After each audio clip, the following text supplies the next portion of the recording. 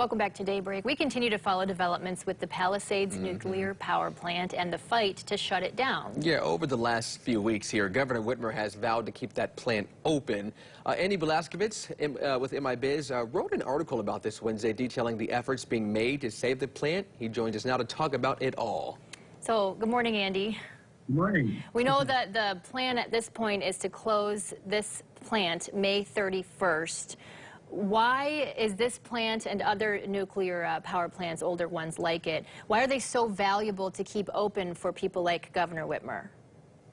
Yeah, thanks, Teresa. So, bottom line is these nuclear power plants are release zero carbon emissions really during the generation process.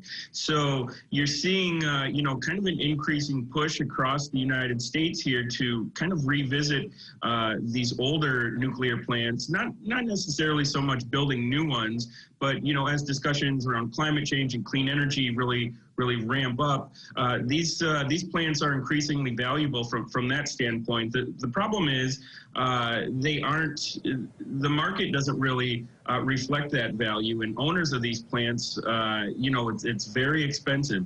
So what was announced last week was really some direct subsidies that would go to the owner of this plant to keep it open. What's interesting, though, is kind of right off the bat, the current owner said, we're not really interested in doing that. We're open to selling it if an offer comes through, but we're not interested in keeping it. Andy, now on the flip side of this, there's also a huge effort to close this plant down and keep it closed. Granted, I know a lot of people will be out of a job, but can you talk about kind of the risk of keeping it open versus the benefits of closing it? Yeah, so Donovan, you're right. Over the past year plus, many people in the community in Van Buren County and surrounding area have been putting a lot of time and effort and planning what might happen with some of these previous workers at the plant. And, a lot of them will stay on. Many of them will retire or relocate with Entergy themselves. But, there's some economic development planning going on around that.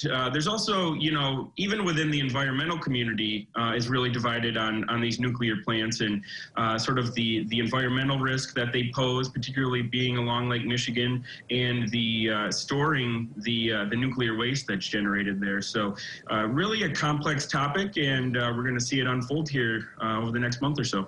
You can read more about those risks and the effort there to balance that in Andy's article online now at mibiz.com. Thank you, Andy. Thank you.